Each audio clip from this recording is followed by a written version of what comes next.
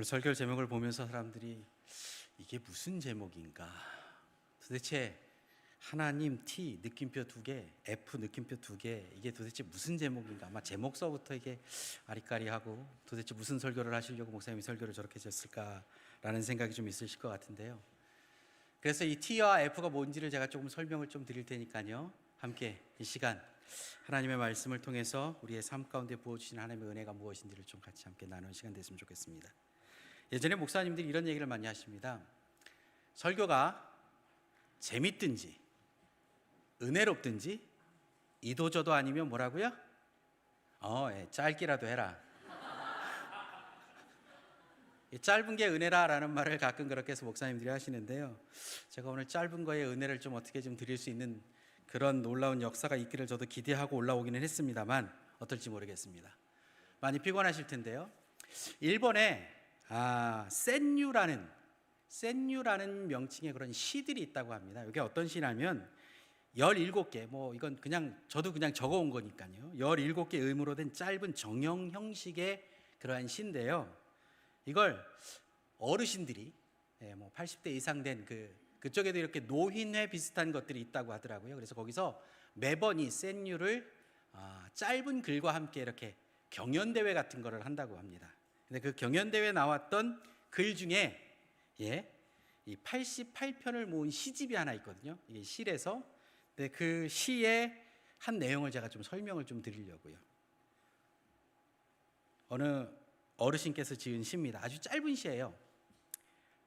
가슴이 뛰어 사랑인 줄 알았는데 부정맥이네.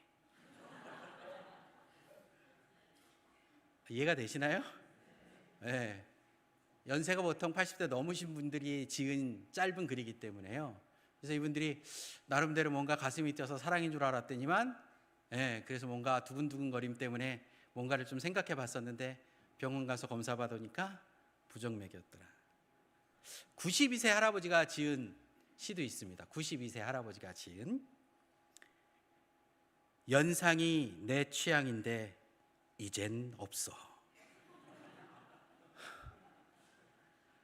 이분은 취향을 어떻게 살릴 수가 없는 안타까운 현실을 자신의 삶의 모습에 이렇게 해학적으로 이야기를 했는데요. 제가 이렇게 이야기를 하는 거는 조금 긴장을 좀 푸시고 피곤들 하시죠. 그렇다고 설교 시간에 기지개를 피십시오. 세미나 같으면 저희가 집회 같은 데 가면 아이들한테 좀 옆에 사람 좀 등어리도 들려주고 좀 몸도 좀 피십시오. 그래서 좀 긴장을 좀 풀고 그리고 나서 좀 같이 설교를 좀 하고 듣고 말씀을 듣는데요. 여러분들 마음 가운데도 조금 열린 마음으로 오늘 본문의 말씀 함께 좀 봤으면 좋겠습니다. 사랑 중에 최고의 사랑, 끈질긴 사랑, 찐 사랑, 절대적인 사랑. 뭐 생각이 나시나요? 남편이 생각나시는 분, 아내가 생각나시는 분, 고개를 절레절레 흔드시면 제가 어쩌라는 거예요? 하나님의 사랑, 우리는 이렇게 표현합니다. 각양 모습으로 우리가 하나님의 사랑을 이야기할 수 있는데요. 저는 우리가 무엇으로 표현하든지 간에 그 사랑은 사실 표현하기에 너무 부족하다라는 거예요. 오늘 우리가 읽은 본문의 말씀은요, 하나님께서 우리를 얼마나 사랑하시는지에 대하여 사도 바울이 아주 절절히 로마 교회 교인들에게 너희가 이 사랑을 좀 기억했으면 좋겠다. 그분이 어떤 분이신지를 좀 기억했으면 좋겠다. 너희의 현실에 있어서 너희가 오해하지 않았으면 좋겠다. 너희의 현실의 문제 때문에 너희가 혹시 하나님 T세요? 여기서부터 이제 막히는 거예요. 우리 젊은 친구들은 좀 알 것 같은데요. 하나님 T세요? 라는 뜻이 무슨 의미인지요. 혹시 여러분의 자녀들이 여러분에게 이런 얘기 하신 적 없나요? 엄마 T야? 아빠 T야? 이런 적이요? T? 그 T 맞습니다. 근데 이 T를 어떻게 표현하면요, 이런 얘기 들어보셨나요? 이걸 좀 확인하는 거예요. 엄마가 아이들한테 문자를 보냅니다. 문자를 뭐라고 그러냐면 엄마가 속상해서 빵을 사왔어. 자, 이제 문자 답을 하시는 거예요. 여러분들이 답을 해야 돼. 이 문자가 나한테 딱 왔어요. 혹시 남편이, 아내가, 여러분의 엄마가 속상해서 빵을 사왔어 라고 하면 뭐라고 문자를 보내시겠습니까? 답문자를. 자, 무슨 빵? 손 들어보세요, 빨리. 무슨 빵? 네, 무슨 빵? 웬 빵? 갑자기? 이러신 분 지금 손 드신 분들 계시죠? 네? 그런데 거기다가 얼마나 속상했기에? 엄마 뭐 때문에 속상했어? 라고 쓰실 분, 그런 생각을 하셨던 분. 예. 요게 T와 F의 차이예요. 요즘 아이들이 MBTI라는 걸 젊은 친구들은 참 좋아합니다. 요즘은 그래서 웬만하면 어디든지 자기 MBTI를 이야기해요. 이게 뭐냐면 성격 유형 분류 방식이거든요. 물론 이게 절대적인 것도 아니고요. 이것이 뭐 진리도 아닙니다. 그럼에도 불구하고 이 기질에 대한 분석을 통해서 16가지의 기질을 가지고 아이들끼리 이런 그룹의 성향을 가진 사람들, 이런 그룹의 성향을 가진 사람들에 대한 분류가 있습니다. 그 분류 중에 아이들이 특별히 요 T와 F요. 그래서 T는 뭐냐면 우리들의 모습 속에 사고적인 거, 뭔가 논리적으로 생각하는 것들을 좀 잘하시는 분들. 조금 아까 이게 엄마가 속상해서 빵을 사왔어. 그러면 이 T형의 사람들은요, 이게 말이 이해가 안 되는 거예요. 속상한데 왜 빵을 사와?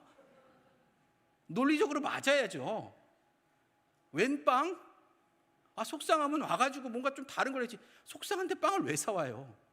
눈에 보이는 게 그게 먼저 보이는 사람들이요. 이런 사람들을 T형의 사람들이라고 합니다. F형의 사람들은요, 그 안에 감성을 먼저 보는 거예요. 누가? 엄마가 지금 뭐 했다? 속상했다라는 거예요. 그래서 엄마 어디 속상해? 무슨 문제 있어? 그 내면에 있는 감정을 먼저 읽는 거예요. 그래서 요즘 젊은 사람들은요, 이런저런 얘기를 하다가 어떤 사람이 내가 지금 좀 힘들어, 아니면 내가 뭐 이런 저런 일들이 있어 라고 이야기를 했는데 팩폭을 하는 사람이 있어요. 맨날 네가 그러니까 그렇지, 네가 뭐 해서 그러니까 그렇지 라고 이야기하는 사람들이에요. 그러면 대본의 애들은 이렇게 너 T니? 너 T야? 물어봐요. 그래서 이 너 T야 라는 말이 사실 그렇게 긍정적인 말은 아닙니다. 긍정적인 말은 아니에요. 내가 지금 이야기하는 건 감성적으로 지금 내가 좀 힘들다 그러는데 거기다 대고 꼭 왜 힘든지에 대한 논리적인 이유를 붙여야겠니? 힘들구나, 많이 아프구나, 좀 위로가 필요하구나, 뭐 이런 걸 좀 바랬는데 왜 꼭 굳이 거기다 대고 그렇게 이야기해야 되니? 라는 투로 아이들이 주로 많이 사용하는 단어입니다. 자, 너 T니? 아니면 너 F니? 이렇게 물어볼 수 있는 것들이 어떤 내용인지 아셨죠? 그러면 자, 이제 하나님 T세요? 이게 무슨 말이냐? 이게 무슨 말이냐? 오늘 설교의 핵심이거든요. 하나님 T세요? 내가 지금 이렇게 힘든데 원칙만 얘기하시고 원리만 이야기하시고 성경에 이렇게 기록되어 있으니까 이렇게 살라고 저한테 얘기하시는 거예요? 하나님, 나 정말 어려워요. 정말 내가 이걸 어떻게 해결할지 모르겠어요. 하나님, 이 상황 속에서 내가 무엇을 선택해야지, 그리고 이 길에서 어떻게 무엇인가를 좀 방향을 바꿔야 될지 내가 잘 모르겠어요. 그것 때문에 너무 힘들어요 하나님 이라고 기도하는데 하나님께서 말씀을 읽어. 기도를 해야지. 너 새벽 예배 안 나오더라? 너 수요일 어디 딴 데가 있더라? 이렇게 말하면 요즘 젊은이들은 만약 그렇게 이야기하면 하나님한테 이럴 거예요. 하나님 T세요? 나 정말 힘들다니까요. 나 불편하다고요. 하나님, 내 마음이 이렇다니까 내 마음을 좀 위로해 주세요. 아마 이렇게 나올 겁니다. 오늘 사도 바울의 마음은 어땠을까요? 사도 바울이 오늘 본문의 말씀을 로마 교회 교인들에게 편지하면서요, 우리는 잘 압니다. 이 앞부분에 사도 바울이 어떠한 논쟁과 이야기들을 전개했는지요. 우리가 잘 알고 있다시피 이 땅에 의인은 있어요, 없어요? 없다고. 아무도 없어. 다 우리는 어떻게 돼야 되는 사람? 죽어서 지옥을 갈 수밖에 없는 사람이라는 거죠. 그게 우리의 모습이에요. 그게 우리의 현실이에요. 아무리 잘났어도, 아무리 위대해도 나름 여러분들이 교회에서 이런저런 일을 좀 하시고 사람들이 인정할 때 아, 대단하시네요. 큰 일을 하셨네요. 어떻게 그렇게 수고하세요?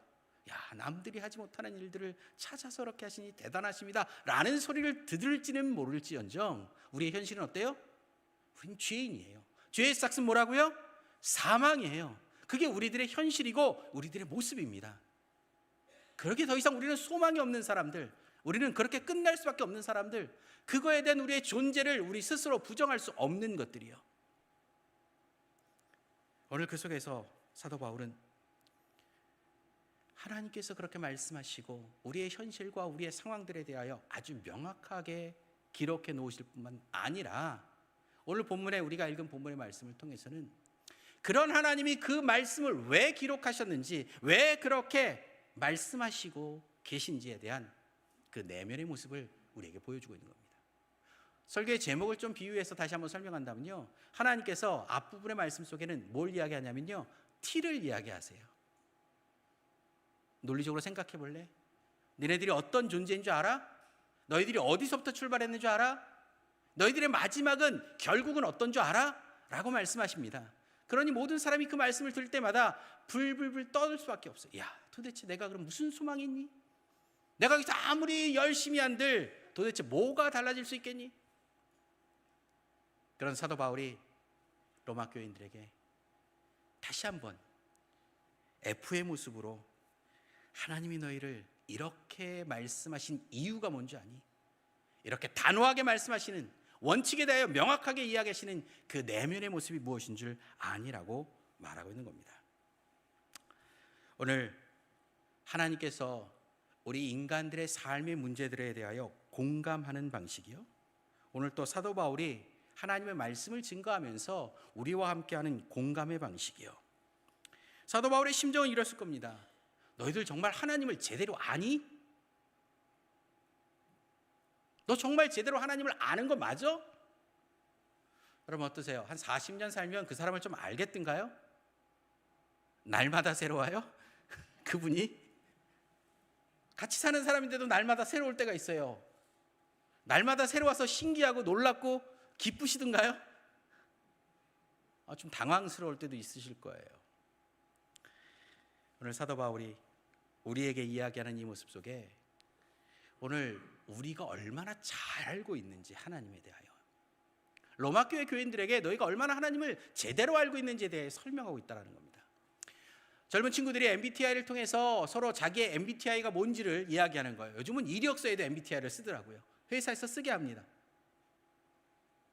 그래서 이게 문제가 되기도 해요. 어떤 특정 성향의 사람들을 걸러내고 우리 회사에 맞지 않아, 아니면 이 직종에 맞지 않아, 이 자리에 맞지 않아, 이런 걸로 또 활용되기도 한다 그러더라고요. 근데 그만큼 뭘 중요시하는 거냐면 그 안에 소통을 중요시하는 거예요. MBTI의 관계 속에서 사람들이 어떤 사람을 만나고 어떤 부류의 사람들을 모아놔야 좋은 일들이 잘 이루어지는지에 대한 거예요. 근데 제가 좀 말씀드렸다시피 당신 팁니까? 라고 물었을 때 그게 부정적이라 그랬죠. 근데 사실 MBTI는 무엇인가 부정적인 것을 걸러내고 그것들을 통해서 누군가를 제한하거나 공간의 어떤 모습들 속에서 분리해내기 위한 것들이 아니라 서로에 대한 이해를 조금 더 잘하기 위한 것들, 서로에 대한 이해를 통해서 나는 이렇게밖에 생각하지 못했는데 이 문제를 놓고 저렇게 생각하는 사람도 있구나. 엄마가 속상해서 빵 사왔어 그랬을 때 자신 있게 손 들었잖아요. 몇 분은요, 무슨 빵? 웬 빵? 아니 어떻게 그걸 보고 그런 생각을 해? 이해가 되시나요? 당연히 엄마가 속상해다는데 엄마 속상한 것부터 먼저 살펴야지 라고 생각하는 사람들의 부류가 있는 반면, 아니 속상한데 왜 빵을 사? 속상하면 뭔가 다른 방법을 찾아야지 그게 빵 산다고 해결이 돼? 아마 이렇게 논리적으로 생각할 때 전혀 다른 사람들. 그런데 이런 사람은 이런 사람이 있다는 것들, 이런 사람은 이렇게 생각하는 사람도 있다는 것들을 통해서 세상을 보는 눈이 다 나 같지는 않구나. 이게 사람이 다 동일하게 기본적인 것들 속에서 누리는 것들이 있기는 하지만 또 그것들을 바라보는 각각의 개인적인 생각과 기질이 다르구나. 그것들을 바라보는 시각이 다르구나라는 걸 이해하라는 겁니다. 이 이야기를 다시 한번 오늘 본문의 말씀 속에서 다시 한번 생각해 본다면 이런 겁니다. 공감의 방식의 차이요. 어떤 말씀을 볼 때도요, 그 말씀의 공감의 형식의 차이가 너무 달라요. 이게 또 제대로 모르면 이것들이 아주 문제가 심각해지더라고요. 어느 분이 성경 공부를 하는데 이런 얘기를 했어요. 목사님, 저는 교회 안 다닐 뻔했습니다.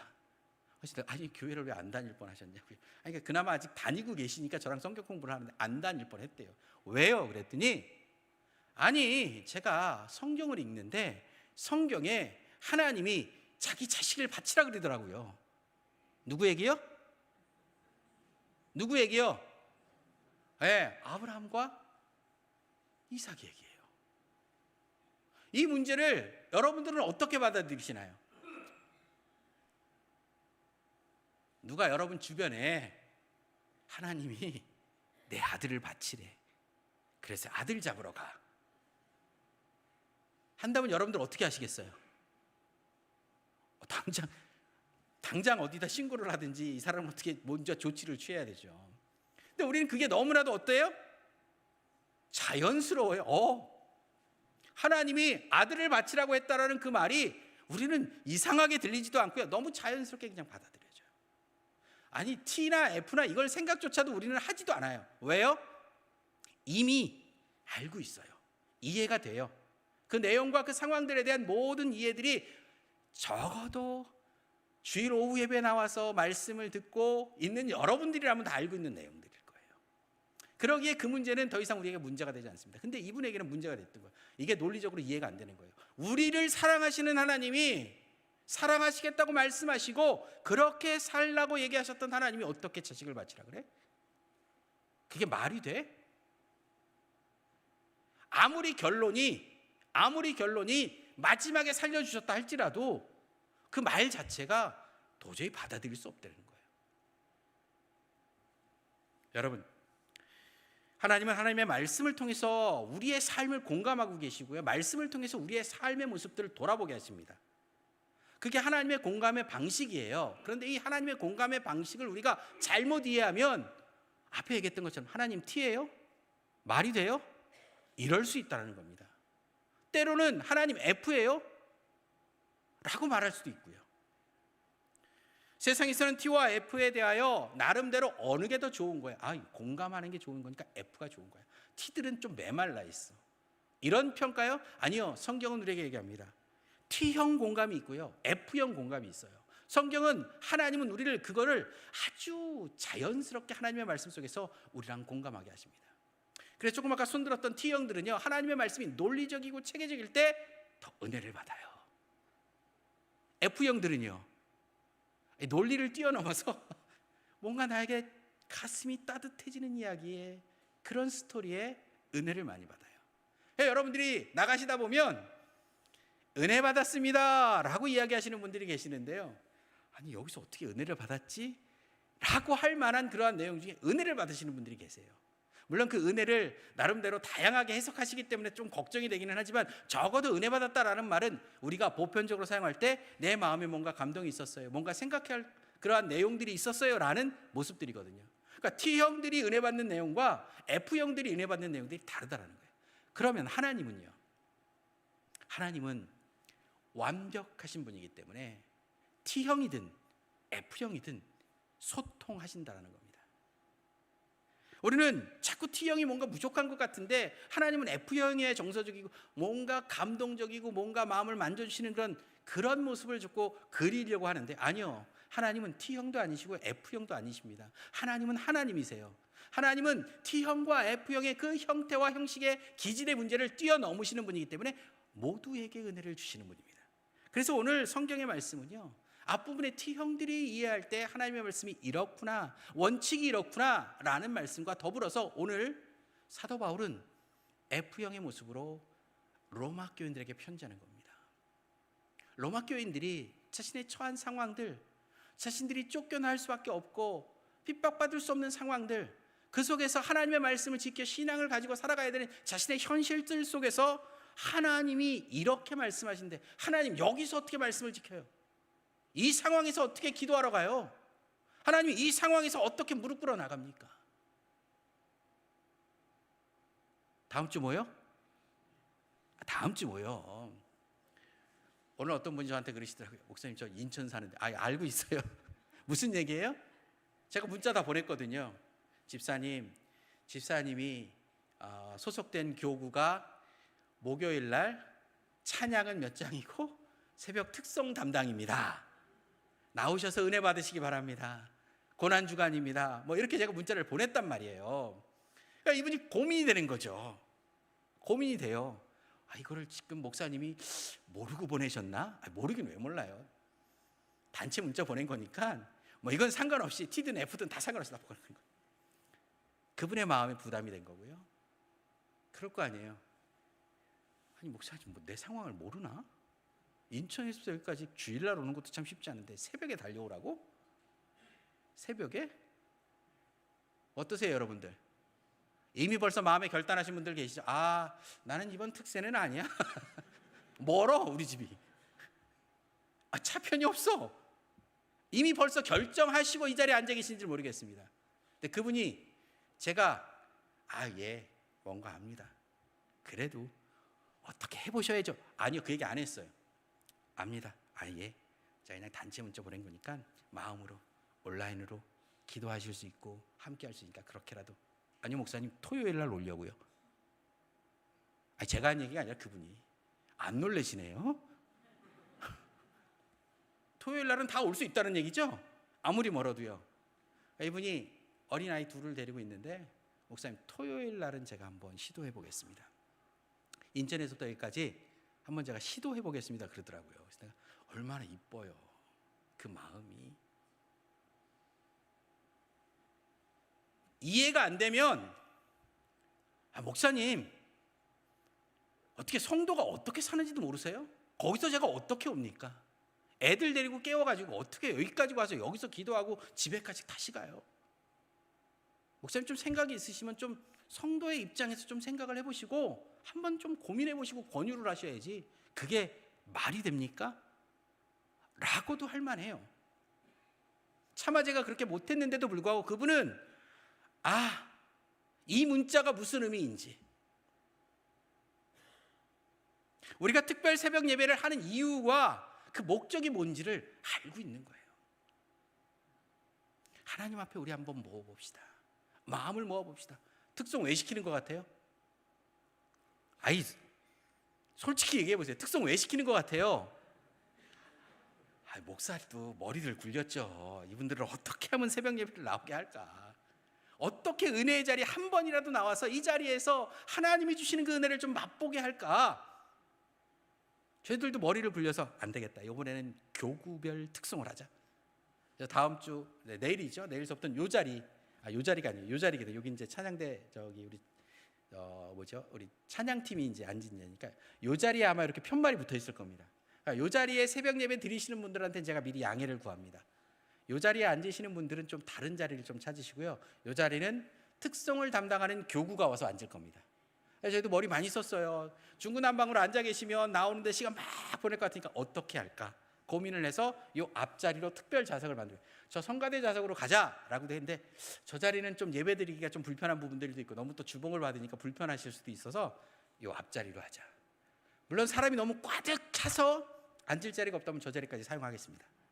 그러길 바랍니다. 소원합니다. 아멘 같이 하셨습니다. 그게 하나님의 마음을 아는 거예요. 로마 교인들에게 편지에서 이런 하나님의 진리의 말씀들이 너희에게 이렇게 적용되는 거야 라고 말했을 때 사람들이 사도 바울이요, 당신의 편지는 내가 충분히 이해하겠습니다. 논리적으로 그렇다라는 거 알겠습니다. 그런데 우린 지금 죽을 것 같거든요. 우리 정말 힘들거든요. 이 상황 속에서 우리가 어떻게 해야 합니까? 그래서 오늘 보면 36절에 기록된 바 우리가 종일 주를 위하여 죽임을 당하게 되며 도살당할 양같이 여김을 받나이다 함과 같으니라. 시편의 말씀을 인용하면서 우리가 이 상황에 처해 있습니다. 여기서 어쩌라고요? 여기서 우리에게 뭘 더 요구하십니까? 가끔 목사들이요, 어렵고 힘들 때 목사님 좀 저런 얘기. 그럼 목사들이 기본적인 소양이 있어서요, 막 혼내지 않고요. 집사님 많이 힘드시죠? 어려우시죠? 이야기하고 슬쩍 우리 성경 공부라도, 우리 기도 모임에라도 우리가 조금 더 예배에 적극적으로 이렇게 얘기해요. 아마 그럼 성도들이 그럴 거예요. 목사님 맨날 똑같은 소리 한다고. 결국은 답이 기도, 말씀, 예배. 결론이 그건데. 그런데 왜 그걸 이야기하는지 그 내면에 깊이 있는 마음을 이해한다면요, 목회자가 왜 그것밖에 할 수 없는지. 물론 목회자가 여러분들의 마음을 품어주고 여러분의 아픔에 대해서 공감해 주는 거, 당연히 해야 될 일입니다. 그러나 그렇게 결론을 내리면서 하는 이야기들은요, 오늘 사도 바울이 얘기했던 8장 본문의 내용들의 모습이에요. 8장 내용의 본문의 모습들. 그런즉 이 일에 대해 우리가 무슨 말을 하리요? 만일 하나님이 우리를 위하시면 누가 우리를 대적하리요? 싸워 보시겠습니까? 피 흘리기까지 한번 해보시겠습니까? 해보십시오. 나 지금 힘들어 죽겠다는데 왜 또 싸우라 그래요? 여기서 어떻게든 힘을 내요. 그런데 하나님은 해보라고 하십니다. 결단해보라고 하십니다. 그러면 어떻게 한다고요? 하나님이 우리를 위하시면 누가 우리를 대적하리요? 이게 하나님이 우리에 대한 마음입니다. 여러분이 피 흘리기까지 싸운다면 하나님이 여러분을 그냥 두지 않으시고 여러분이 능히 이기게 하실 겁니다. 그게 아버지의 마음이에요. 하나님의 마음이에요. 하나님 피 아니세요? 하나님의 마음을 안다면 하나님 티 아니세요라고 요즘 젊은이들이 얘기하는 것 좀 말 못하더라는 거죠. 계속해서 얘기합니다. 자기 아들을 아끼지 아니하시고 우리 모든 사람을 위하여 내주신 이가 어찌 그 아들과 함께 모든 것을 우리에게 주시지 아니하겠느냐. 여러분, 저는 이 말씀을 읽을 때마다 제가 항상 마음속에 품고 다녀요. 제 인생도 항상 잘 풀리기만은 하지 않을 거 아니에요. 노 목사는 항상 일이 잘 되더라, 뭐만 해도 다 복되더라. 그렇게 봐주시니 감사합니다. 그러나 저도 고민이 있거든요. 안 되는 게 있어요. 그 문제를 가지고 하나님 앞에 기도할 때가 있습니다. 그럴 때마다 이 본문의 말씀이 제 마음속에 꿈틀꿈틀거려요. 현실은 여전히 어렵습니다. 논리적으로 생각하면 이건 아니에요. 내가 여기서 이렇게 하는 건 아니지. 아무리 원칙이 그래도 이건 아니지. 여기다 대고 내가 원칙을 이야기한다면 이건 힘든데. 그때요, 자기 아들을 아끼지 아니하시고 우리 모든 사람을 위하여 내주시니가 어찌 그 아들과 함께 모든 것을 우리에게 주시지 아니하겠느냐. 여러분들이 스스로 생각할 때 부족하다고 생각하시는 것, 하나님 난 이게 있었으면 좋겠습니다, 저게 있었으면 좋겠습니다, 이걸 오랫동안 기도했던 모습들 때문에 혹시 마음이 힘든 분들이 있다면 오늘 본문의 말씀을 통해서 다시 한번 기억하시길 바랍니다. 자기 아들을 아끼지 않고 죽음에 내어주신 그 십자가에 자기 아들을 내어주신 그분께서 여러분에게 무엇이 아까워서 주시지 않겠습니까? 오늘 하나님께서는 우리에게 하나님께서 우리의 삶의 모습들을 통해서 우리가 기억하고 우리가 하나님의 마음을 온전히 이해하고 하나님 앞에 서기를 바라는 마음이요. 하나님께서 만약 원칙을 따지셨다면 우리는 그 원칙 앞에 아무도 설 수가 없습니다. 그게 로마서 전반부의 얘기입니다. 그 원칙 앞에서 누구도 고개를 들 수 없습니다. 그런데 하나님은 그 원칙을 뛰어넘는 사랑으로 우리를 살리셨다라고 이야기합니다. 여러분, 원칙을 무시하거나 파괴가 아니라요, 그 원칙을 뛰어넘는 하나님의 사랑이요, 그게 하나님께서 우리에게 보여주신 사랑이에요. 그러기에 우리가 우리의 삶의 모습 속에서 논리적으로 생각했을 때, 원칙적으로 생각할 때 이건 아니야 라고 했던 그 속에 하나님의 마음을 이해한다면, 하나님이 우리에게 부어주셨던 그 사랑을 이해한다면 내가 어떻게 반응해야 될지를 알아야 된다는 거죠.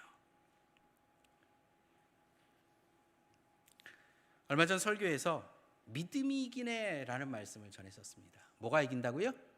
믿음이 이긴다. 뭐 믿음이 이긴다라는 설교를 다시 할 수는 없으니까요. 그때 그 믿음이 이긴다라는 말씀을 제가 증거하고 나서 오늘 본문의 말씀을 좀 부제목을 정하면서 사랑이 이기네. 뭐가 이기네요? 예. 제가 이기는 게 뭐냐라고 얘기했을 때 이런 이야기를 했습니다. 이기는 편 우리 편인, 뭐 하는 편 우리 편이요? 우리는 그런 삶을 살 때가 많아요. 이기는 편 우리 편. 어쨌든 나한테 이득만 되면 돼. 그쵸? 아니 이겨서 그 편이 내 편이면 내가 손해보지 않고 이득 보면 그게 속된 말로 뭐 잡는 거 아니에요? 그런데 성경은 뭐라 그러냐면 이기는 편이 우리 편이 아니라 말씀대로 사는 사람이 우리 편. 누가 우리 편이요? 이기는 편은 우리 편 아니에요. 저도 말씀대로 사는 편이 누구 편? 우리 편. 사람들이 이렇게 합니다. 지는 게 이기는 거야. 에휴, 저 괜찮아. 뭐 좀 그렇게 하고 좀 너그럽게 살지 뭐. 마음을 좀 그렇게 갖고 그렇게 살아. 이 지는 게 이기는 거야 라고 말하면서 좀 마음을 넓게 살라고, 좀 이게 좀 사람들의 관계성 속에서 좀 이런 모습으로 살라고 이야기를 합니다. 그런데요, 지는 게 이기는 게 아닙니다. 어떤 게 이기는 거예요? 말씀대로 사는 게 이기는 거예요. 세상에서 나름대로 이런 게 조금 더 관계성 속에서 유익하고 뭐 좋아 뭐 이렇게 얘기하지만 아니요. 정신 바짝 차리셔야 됩니다. 어느 목사님이 아들이 노는 모습을 좀 봤어요. 저희 집 이야기는 아닙니다. 목사님이 이제 아이들이 이제 노는 모습을 보는데 거기 이제 자기 아들이 노는서 막 놀아요. 근데 노는데 어느 한 아이가 이런 얘기를 하기 시작했어요. 아버지 자랑을 하는 거예요. 자기 아버지. 우리 아빠 시장님하고 친해. 이게 경쟁이 된 거예요. 너 누구랑 친하냐? 니네 아빠가 얼마나 대단하냐라는 거겠죠. 아이들의 수준에서 우리 아빠가 시장이랑 친해. 이렇게 얘기가 나왔어요. 근데 옆에 있던 한 아이가 그렇게 했어요. 우리 아빠는 사장이랑 친해. 이렇게 얘기를 했습니다. 그런데 어떤 아이가 막 소리를 지르다 누구랑 친하냐고 그래서 문득 목사님이 걱정이 된 거예요. 우리 아들은 뭐라고 얘기를 할까? 무슨 얘기 했을까요? 어떻게 하셨어요? 목사님이 좀 걱정이 됐어요. 나는 이렇게 저기를 한 게 없는데 우리 아들이 뭐라고 얘기를 할까? 저 사이에서 어떤 얘기가 될까? 그랬는데 아이가 딱 하는 거야. 우리 아빠는 하나님이랑 친해. F형들은 벌써 느낌이 있을 거예요. 하나님이랑 친한 모습이요. 하나님과의 관계성 속에 있는 모습이요. 그분을 잘 알면 오늘 본문의 말씀 속에 T든 F든 우리의 형성, 우리의 기질과 상관없이 하나님의 말씀이 우리에게 어떤 의미가 있는지를 명확히 알 수 있다는 겁니다. 우리의 삶의 현실 속에서 도저히 감당할 수 없는 모습들을 가지고 살아가는 우리의 삶의 모습들이요, 어떻게 이해되는지요. 그래서 어떤 분은 이 MBTI의 성격의 분석을 이렇게 얘기하더라고요. 거듭난 T와 거듭난 F의 모습으로 사십시오. 그래서 내가 지금 이 사람은 참 말도 잘 쓰신다, 목사님이신데. 심리학을 공부하시고 MBTI에 대한 것들을 성경적으로 좀 해석하신 분인데요. 그분이 그러게 돼요. 거듭난 T와 거듭난 F로 사십시오. 난 T이기 때문에 어쩔 수 없어. 난 F니까 F대로 살 거야. 이렇게 살지 말고 신앙인들은 거듭난 T. 하나님의 이 원칙의 말씀이 그 출발이 우리를 사랑하는 사랑에서부터 출발했구나. 우리로 하여금 왜 새벽에 나오라고 얘기하는지, 왜 예배에 참석하라고 하는지, 기도의 시간을 계속해서 주기적으로 가지라고 하는지, 왜 우리로 하여금 말씀을 배우라고 하는지, 끊임없이 말씀을 읽으라고 하는지, 그 속에 거듭난 T는요, 그걸 통해서 우리에게 말씀하시는 내가 너를 사랑한단다. 아들아, 내가 너를 잘 알아. 라고 말씀하시는 하나님의 음성을 들어야 된다. F형은 F형들대로요, 그래 은혜만 되면 되지가 아니라 하나님의 말씀을 논리적으로 하나님이 나를 사랑하시는 사랑의 모습이 어떻게 시작되고 어디서부터 어떤 모습으로 내게 주어졌는지를 제대로 공부하고 알아가는 것들이요, 필요하다는 겁니다. 하나님의 사랑으로서 오늘 우리에게 주시는 것들이요, 원칙을 지키는 것 중요합니다. 그 논리를 아는 것 중요합니다. 그러나 그 논리와 원칙이 어디서부터 출발했는지를 기억하시는 것, 그 원칙이 무엇 때문에 생긴 것인지를 잊지 마시길 바랍니다. 우리도 많은 원칙들을 만듭니다. 교회에도 원칙들을 만들죠. 각 조직마다 회칙이라는 걸 만들고요. 우리 교회는요, 교회의 규약이라는 것들이 있습니다. 물론 저희들은 그 규약을 지키고 그것들을 따르고자 공동체가 합의해서 만들어 놓은 내용입니다. 그러기에 합의된 내용이니까 어떻게 해야 돼요? 지켜야 됩니다. 맞죠? 우리가 지키려고 만들어 놓은 거잖아요. 규칙과 합의를 파괴하기 위해서 만들어 놓은 건 아니에요. 누가 잘 어기냐를 하기 위해서 만들진 않잖아요. 잘 지키자고 만들어 놓은 겁니다. 그런데 잊지 마십시오. 그 원칙은 지켜져야 되고요. 원칙을 지켜야만 합니다. 그러나 그 원칙을 왜 만들었는지, 그 규약이 왜 필요했는지 이거를 잊지는 않으셨으면 좋겠습니다. 그 마음을 우리가 함께 가져야 되는 거예요.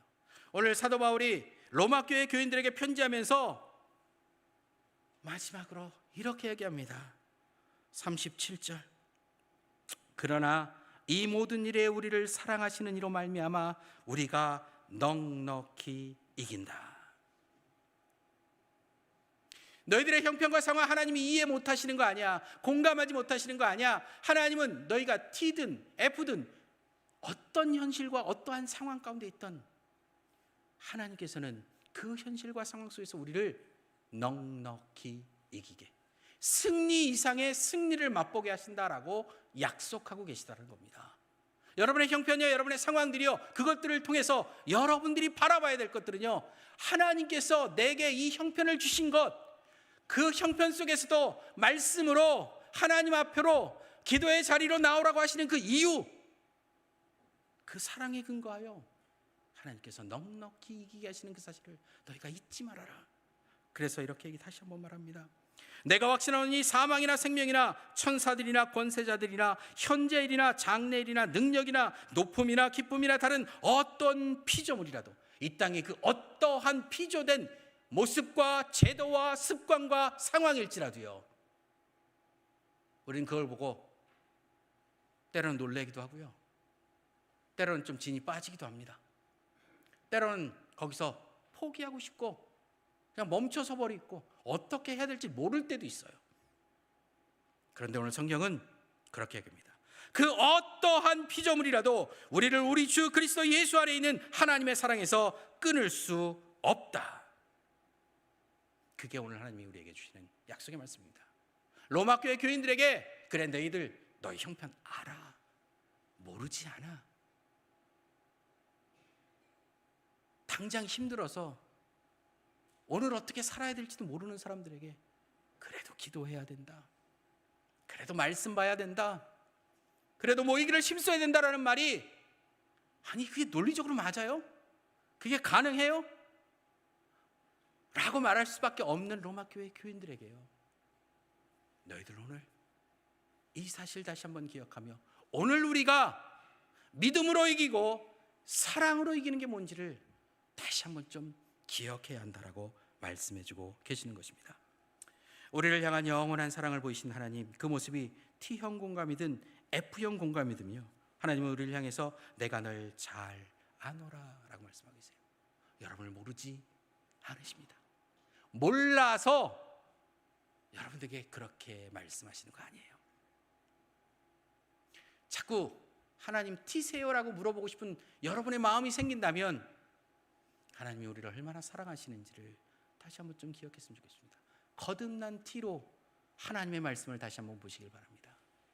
F형으로 하나님 앞에 서 있는 분들이 있다면 여러분들의 모습 속에서 정말 현실적인 문제 속에서 내가 이 일을 어떻게 해결해야 될지, 오늘 내가 믿음으로 어떻게 결단해야 될지를 다시 한번 기억하며 거듭난 F형으로 하나님 앞에 설 수 있기를 바랍니다.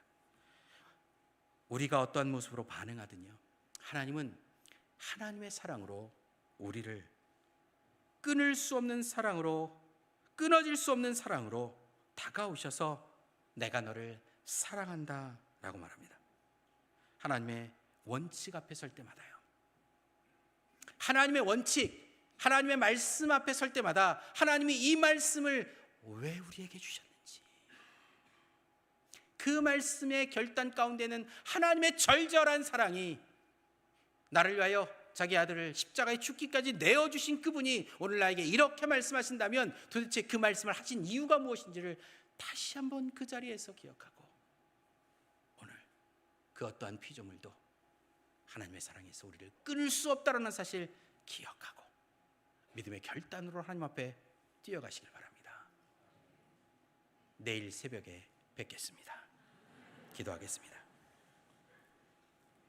사랑의 하나님, 오늘 우리의 인생과 삶의 모습을 잘 아시는 하나님, 우리의 형편을 아시고 우리의 삶에 공감하시는 하나님, 때로는 그 공감의 모습이 이해되지 않고 때로는 그 일들에 대한 것들이 마음만 이해되어 머뭇거리면서 무엇인가 결단하지 못한 우리의 삶의 모습들이 있음을 압니다.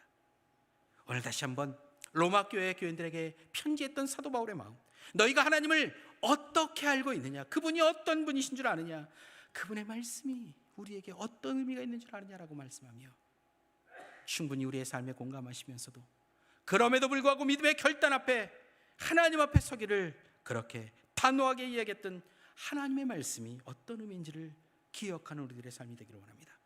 우리의 형편을 아시는 하나님께서 그 형편 또한 다스리시사 그 형편 속에서도 능히 믿음이 이기네, 사랑이 이기네라고 고백하며 하나님 앞에 나오는 주의 백성들 되게 하여 주시옵소서. 예수님의 이름으로 기도드립니다.